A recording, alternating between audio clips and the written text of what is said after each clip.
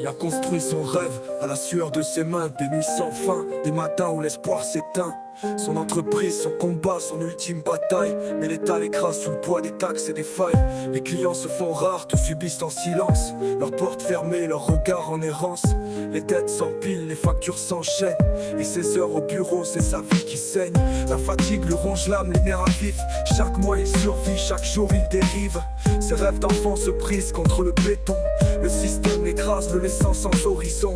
Les soirs glaciales où il compte ses échecs. Le téléphone qui sonne, jamais une aide. Juste des relances, des menaces, des dettes. Chaque appel creuse un peu plus ses défaites. Il se bat seul contre un monde cruel. Loin de ses enfants, loin de l'essentiel. La maison qu'il a bâtie, vendue pour payer. La part d'une femme qui s'est lassée d'aimer.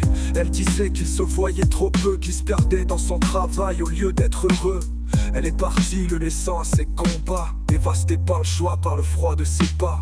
La seule lumière c'est ses gosses, une semaine sur deux. Leur rire éclate, effaçant l'ombre des cieux. Un instant de paix, un souffle de vie, avant que la routine ne brise ce qui le lie. Mais les factures s'accumulent, le désespoir s'installe. Les huissiers frappent comme des balles, les dossiers s'entassent. Son esprit s'embrume, perdu dans ses papiers, noyé par la brume. Il regarde son passé avec nostalgie. Ces jours heureux où l'amour brillait, aujourd'hui il survit sans même réfléchir, écrasé par un système qui l'empêche de vivre. Jusqu'au jour où un recommandé l'achève, injonction de saisie, destruction de ses rêves.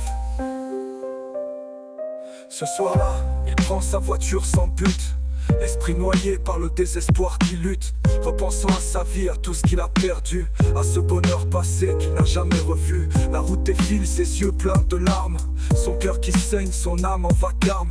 Plus rien ne compte, plus rien n'a de sens, il laisse tout partir dans un cri de souffrance. Ses pensées défilent, ses rêves en déroute, sa vie éclatée sur cette maudite route. Il appuie sur l'accélérateur sans réfléchir, fuyant un monde qui refuse de le laisser vivre. C'est ainsi que s'achève une vie, un rêve, une histoire, écrasée par l'injustice d'un monde sans espoir. Pour tous ceux qui écoutent, sachez que ceci est une histoire fictive. Mais si vous avez perdu un proche ou un ami dans des circonstances similaires, je vous adresse ma plus belle pensée, sincère et profonde. Ce récit existe parce que la vie est devenue si dure que ce sentiment de déjà-vu pourrait être malheureusement bien réel.